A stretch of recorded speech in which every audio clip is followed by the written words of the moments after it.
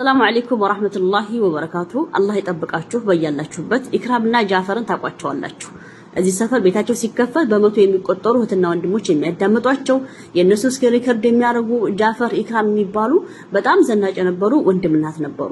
ዛሬ ደግሞ በአፍያ ተፈትነዋል። እኔ ሐቂቃ የሁለቱም በሽታ አልተገኘምና በህክምና በጣም ከባድ ነው። አላህ አፍያቸውን ይመልስላቸው። የሰው ልጅ ማለት ብኩነን السلام عليكم ورحمة الله وبركاته. دينا تكبراتشو يا مولاليت وشانل بيسووش እንዴት ናችሁልኝ? ከኔ ሰላም አልহামዱሊላህ ኢንሻአላህ ሁላችሁም ያላችሁበት ሰላማት እናንተውልኝ መልካም ነው። እንግዲህ አላህ ሰላም ያደርገን፣ ሀገራችንንም ሰላም ያደርግልን። እኛም በስደት ያለውን በሰላም እንድንጠን በሰላም ለሀገር ምድራችን ያብቃን ማለት ነው ወዶቼ። ያው እንግዲህ ሰሞኑን በሶሻል ሚዲያ ብዙ ነገሮች እየሰማን ነው። በተለይ በስደት በሚኖሩ እህት ወንድሞቻችን ላይ እየተደረገ ያለው ነገር ምንም ደስ የማይል ዘግናኝና አሳፋሪ የሆነ ነገር ነው እየተደረገ ያለው ማለት ነው። እንግዲህ አንዳንዴ የሀገራችን የቤታችን አመል የትም ቦታ ቢሆን ተከትሎን ይሄዳል።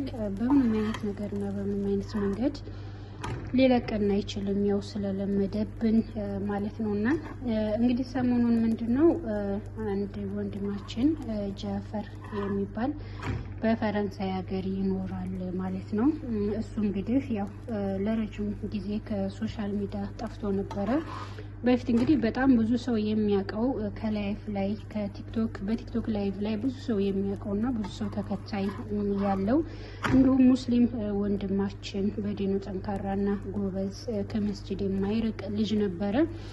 እንግዲህ ለረጅም ጊዜ ከጠፋ በኋላ ዳግም ወደ ቲክቶክ ተመልሷል ማለት ነው። እንግዲህ በተመለሰበትም ሰዓት ለ8 ወይም ለ9 ወር ያክል ታሞ በህክምና ላይ እንደነበርና ቤት እንደዋለ ምንም አይነት ስራ እየሰራ እንዳልሆነና ያው የጤና እክል እንዲያጋጣመው ተናግሮ ነበረ። ያም እንግዲህ በአብረው በሚበሉ በሚጠጡ በሚያውቁት በቅርብ ወዳጆቹና በቅርብ ጓደኞቹ ሲህር እንደተደረገበትና በሲህር ምክንያት እንደታመመ ስራ ሁሉም እንዳቆመ ተናግሮ ነበረ።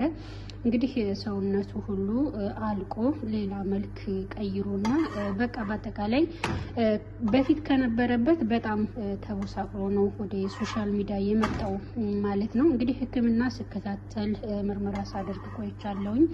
ነገር ግን እስካሁን ህመሜ አልታወቀም ወይም ደግሞ የህመሜ በሽታ ወይም መድኃኒቱ አልተገኘልኝምና ወደ ሀገሬ አስገቡኝ፣ እዛው ሀገሬ ላይ እናቴ ታስታመኝ ሲል ያው ጥሪውን አቅርቧል ማለት ነው።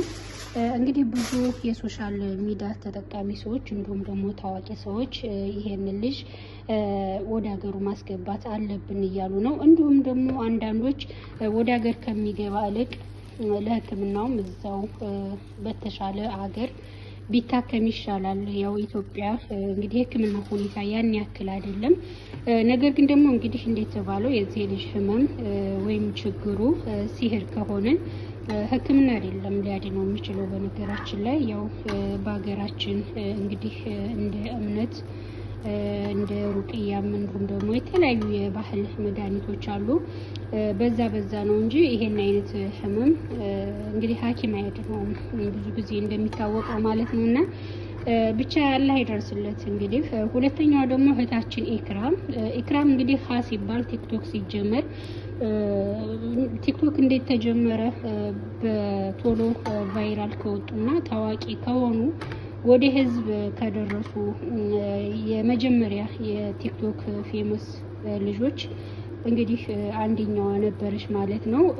እንግዲህ ልብስ ቤት ያላት የራሷ የሆነ ስራ የምትሰራ በጣም አምሮባት በቃ ተመችቷት ዱባይ ላይ የምትኖር ታዋቂ ልጅ ነበረች። እሷም እንግዲህ በህመም ምክንያት አገሬ ገብቼ ታከማለሁ በሚል አገሯ ገብታ ህክምና እየተከታተለች ነው ለረጅም ሰዓት። እሷም እስካሁን ድረስ ምንም አይነት መድኃኒት ወይ ምንም አይነት መፍትሄ እንዳላገኘች እንዲሁም ደግሞ አንድ እጇ ሙሉ ለሙሉ ፓራላይዝ እንደሆነና ምንም ስራ እየሰራላት እንዳልሆነ እሷም እንግዲህ በሰዓት በሰዎች እርዳታና በሰዎች እገዛ እንደሆነ እየኖረች ያለችው ተናግራለች።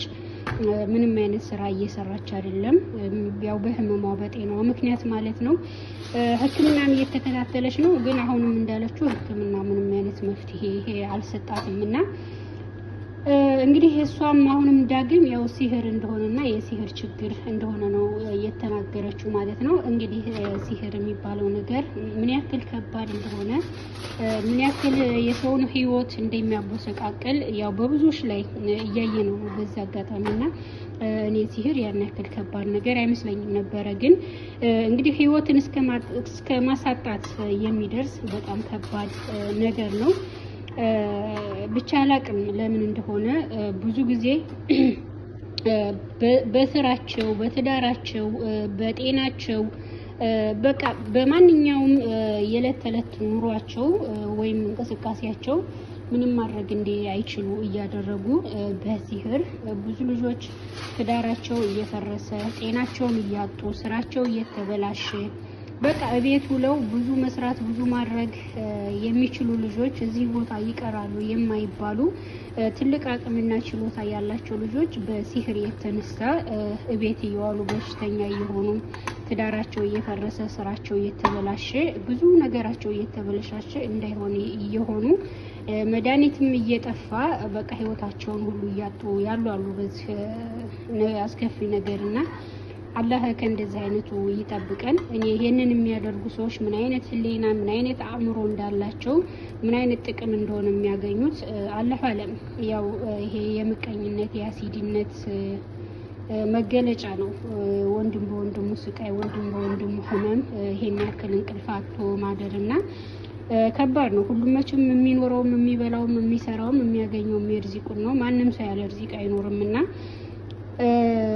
ሲቀር ለሚቀር ዱንያ በዚህ አይነት መንገድ ሰዎችን ማሰቃየት በቃ ህይወታቸውን ማበላሸት ምን ማለት እንደሆነ አላህ አለም።